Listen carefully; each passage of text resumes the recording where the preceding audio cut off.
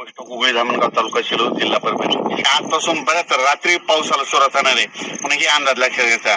परत एक सर्वांना सांगू इच्छितो, कोकणात देखील मुसळधार पाऊस पडणार आहे म्हणून कोकणपट्टीच्या लोकांना देखील काळजी घ्यायची गरज आहे.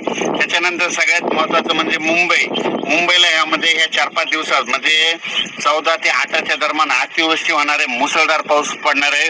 म्हणून त्याच्यानंतर सर्व शेतकऱ्यांना सांगू इच्छितो, राज्यामध्ये 14, 15, 16, 17, 18 पर्यंत पूर्व विदर्भ, पश्चिम विदर्भ, दक्षिण महाराष्ट्र, उत्तर महाराष्ट्र, कोकणपट्टी, खानदेश, मराठवाडा सगळ्या भागामध्ये दररोज 2-2 दिवस मुक्काम घेत पाऊस पडणार आहे म्हणून हा अंदाज लक्षात घ्यायचा.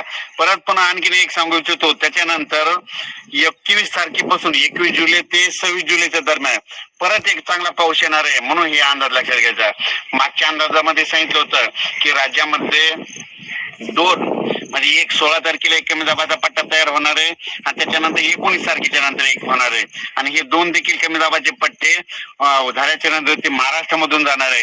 आणि योगायोगाने तुम्हाला एक सांगतो, आता सध्या पंढरपूरची यात्रा आहे. आपण सातारा, सांगली, सोलापूर, कोल्हापूर मध्ये तिकडे देखील पडणार आहे. परभणी, नांदेड, बीड, जालना, संभाजीनगर, नगर जिल्ह्यात देखील चांगलं खूप पडणार आहे.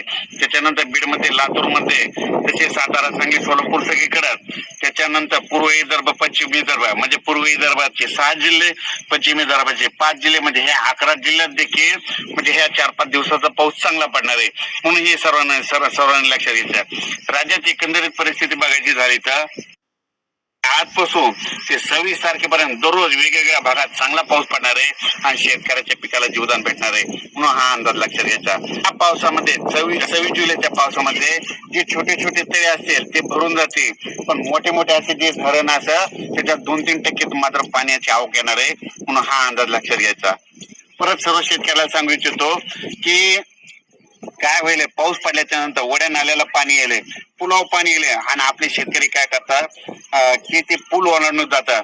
माझी विनंती आहे की पुलाच्या फशीव पाणी आल्यास पुढे जाऊ नका म्हणून ही सर्वांना करण्याची विनंती.